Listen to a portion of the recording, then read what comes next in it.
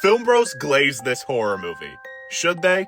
This is 31 Days of Horror, where I'll be watching a horror movie every day of October. Today is day 10, and I watched The Innocents. This 1960s classic follows Miss Giddens, who's hired as a governess at a remote estate to care for two children, Miles and Flora. Strange things follow, whispers, apparitions, and a creeping sense that the children are not as innocent as they seem. The Innocents is one of those movies film bros cream their jeans over and act like it's the greatest horror masterpiece of all time. And while this is undeniably a phenomenal piece of cinema, it's not without its flaws.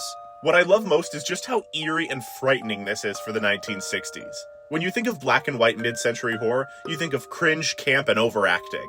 But The Innocents doesn't stumble there. It's one of the most beautifully shot and well-acted horror films of the era. It's shot in a CinemaScope widescreen, which is kind of weird for a horror movie, but it works due to the deep focus that makes everything feel close and claustrophobic, and the black and white that adds to the eeriness. The acting is just as strong. Deborah Kerr is fantastic as Miss Giddens, and the two child actors for Miles and Flora are equally impressive. And when it comes to the scares, they hit. The first time we see a figure across the lake or a pale face in the window, they play almost like jump scares, though in a uniquely quiet and haunting way. But then we get to the ending, and I'm not totally sold. It's supposed to leave you guessing what's real and what's not.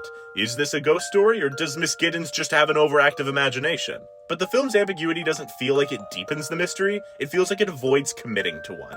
Add to that the countless haunted house movies that do the genre so much better, and the multiple scenes of kids kissing adults romantically, and I just can't fully stand behind this. Still, great visuals, great acting, and a haunting atmosphere. Despite my frustrations, I get why film bros glaze The Innocents, and I think it deserves an 8 out of 10.